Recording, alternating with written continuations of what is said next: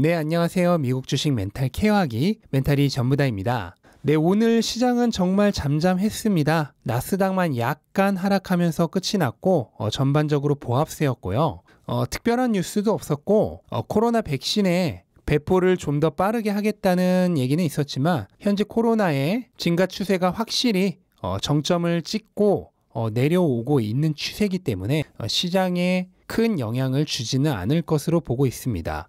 그동안 화제였던 게임스탑과 관련된 주식들은 변동성을 생각해 봤을 때 오늘 대부분 다 잠잠한 편이었고요. 그리고 어제 애플카 관련해서 한국에서 기아차가 4조 원의 투자를 받고 애플카 생산 시설을 만들 것이라는 뉴스가 나오면서 주가가 많이 올랐는데요. 현재까지는 공식 발표된 내용은 아니고 루머에 가까운 내용입니다. 그리고 현재 기아가 됐던 현대가 됐던 아니면 다른 곳이 됐던 결국 다른 자동차 제조 회사와 협력을 해서 2025년에서 2027년 정도에 애플카를 내놓는 거는 이제 시장이 다 아는 공식적인 얘기가 되어버렸죠. 그래서 정작 애플 주가는 오늘 거의 영향이 없었습니다. 오히려 0.8% 하락을 하면서 마무리를 했고, 그러니까 이제 시장이 다 아는 뉴스란 거죠. 그리고 아마존의 경우 제가 어제 새로운 스윙 투자를 보여드리기 위해서 삼각형 모양의 저항선을 깨고 올라갈 때 매수하는 저항선 돌파 매수로 스윙 진입을 했는데요. 오늘 2% 정도 하락을 하면서 저항선 약간 밑으로 다시 내려왔습니다. 아직은 다시 원래 추세로 돌아왔다고 함부로 단언은 할 수 없는 단계고요. 일반적인 데이 트레이더의 관점에서 저항선 돌파 매수를 시도했는데 이렇게 주가가 다시 돌아오면은 원래는 손절을 해야 합니다. 하지만 재투자법은 손절을 하지 않죠. 돈을 잃지 않는 게 가장 중요해요. 물리면 그냥 가지고 있는 거고, 그래서 그럴 수 있을 만한 주식으로 적정 비중으로만, 그리고 여윳돈으로만 해야 하는 겁니다. 욕심내지 않는 게 포인트입니다. 그래서 아마존의 경우는 다시 원래 추세로 복귀할지 아니면 또다시 올라갈지는 앞으로 하루 이틀 정도는 더 봐야지 알 것 같고요. 어떤 경우가 됐던 그냥 가지고 있는 겁니다. 근데 구글은 어제 어닝 서프라이즈를 하고 오늘 크게 올랐죠. 저는 어제 애프터마켓에서 이미 1차 목표가를 달성을 해서 1차 목표가 절반은 매도를 이미 했고요. 나머지는 이제 보너스 타임이죠. 오늘 크게 오르긴 했지만 변동성이 굉장히 심했습니다. 지금 보시는 것과 같은 모양을 차트 모양에서는 도지라고 하는데요. 몸통은 거의 없고 윗꼬리 아랫꼬리가 긴 거를 얘기합니다. 그리고 거래량이 많은데요. 이거는 매수 세력과 매도 세력이 정말 치열하게 싸웠고, 몸통이 거의 없다는 뜻은 시가와 종가가 거의 비슷하다는 뜻이기 때문에 그렇게 치열하게 싸운 결과 그냥 소강 상태로 끝이 난 상황을 얘기합니다. 그러니까 매수세와 매도세가 박빙이라는 뜻이죠. 이 도지가 나온 이후에 며칠 내에 다시 상승을 시작할 경우에는 이 도지를 지지선으로 해서 주가가 완전히 새로운 영역으로 다시 진입하는 경우가 많습니다. 왜냐하면 이 도지가 나온 날에 매도 세력이 대거 나왔는데 그 이후 매수 세력이 다시 주가를 끌어올렸다는 거기 때문에 이제 매도 세력이 완전히 격파됐다는 뜻이에요. 그래서 이 모양이 나온 이후에 며칠간의 흐름이 굉장히 중요하다고 볼 수 있겠습니다. 그리고 제가 스윙 투자를 요즘 보여드리고 있는데 그냥 무작정 따라 하시는 분도 계시고 나름의 계획을 가지고 따라 하시는 분들도 계시고 아니면 그냥 어떻게 하는지 지켜만 보시는 분들도 계시고 할 텐데요.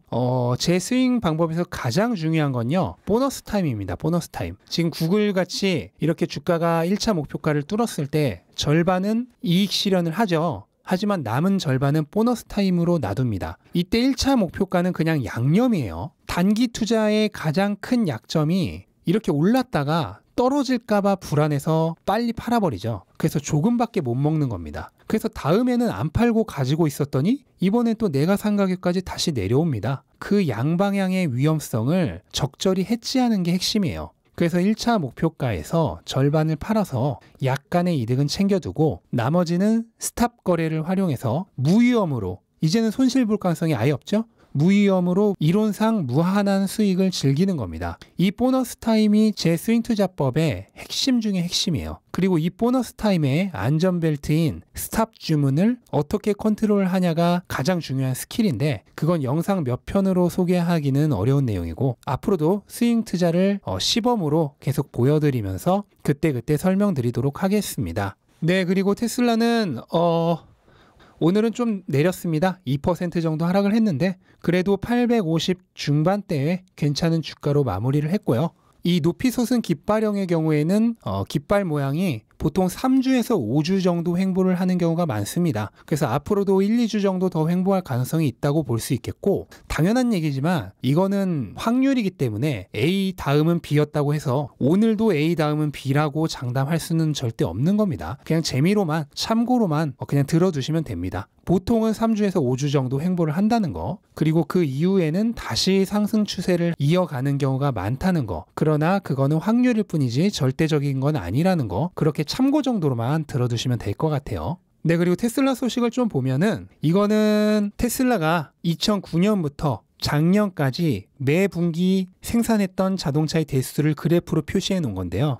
정말 엄청나죠? 너무나도 고르고 이쁘게 생산량이 증가하고 있습니다. 이렇게까지 고르고 이쁘게 증가할 수 있을지 의문이 들 정도의 수준이고요. 근데 여기다 심지어 일론 머스크는 향후 수년간 매년 균일하게 50% 정도씩 생산량이 증가할 것이라고 얘기했죠. 그러면은 이 그래프 모양이 앞으로도 수년간 완벽하게 그대로 계속된다는 얘기입니다. 테슬라의 미래 가치에는 조금도 흔들림이 없다는 것을 과거 역사로도 확인할 수 있었고 앞으로의 미래도 장담할 수 있는 그런 모습입니다. 네, 그리고 중국의 슈퍼차저 공장이 공식적으로 가동을 시작했습니다. 첫 번째 제품은 이미 조립 라인에 들어갔다고 하고요. 이 시설에서는 연간 1만 대의 슈퍼차저를 생산할 수 있습니다. 현재 전 세계적으로 16,000대 정도의 슈퍼차저가 있는 것을 감안하면은 엄청난 양입니다. 그리고 이거는 당연히 중국 내에서뿐만 아니라 수출도 될 수 있을 것으로 예상되고 있습니다. 네, 그리고 몇 주 전에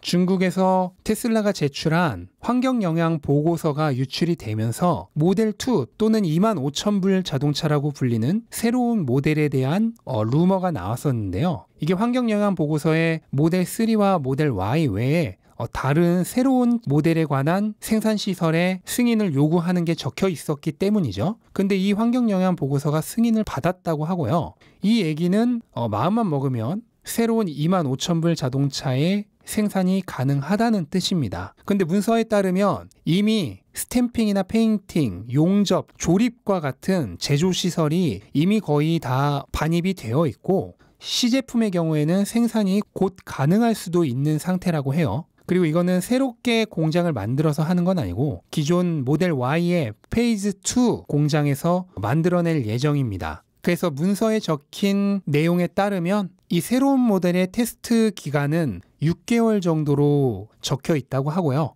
그 얘기는 2월부터 시제품의 생산에 들어가서 테스트 등을 모두 마치고 양산 준비를 할 경우 잘하면 올해 내에 늦어도 내년 초에는 고객에게 인도가 가능할 수도 있다는 얘기죠. 이 새로운 25,000불 자동차가 나오는 시점은 테슬라에게 굉장히 정말 엄청나게 큰 호재로 작용할 것으로 생각이 되고요. 왜냐하면 테슬라가 기존에 할 수 없었던 저가형 자동차의 영역을 커버하는 것이기 때문에요. 그리고 지금 시기가요. 대부분 2021년 말에 집중돼 있어요. 기가 베를린은 2021년 7월 정도 중반부긴 하지만 그 외 기가 텍사스의 완공, 그리고 사이버 트럭의 배송, 세미 트럭의 배송, 그 다음에 25,000불 자동차, 이 엄청난 호재가 전부 2021년 말 또는 2022년 초에 집중돼 있습니다. 그러니까 어떻게 보면은 주가의 진짜 폭발은 이 호재들이 대폭발하기 몇 달 전 정도가 될 수도 있습니다. 주가는 항상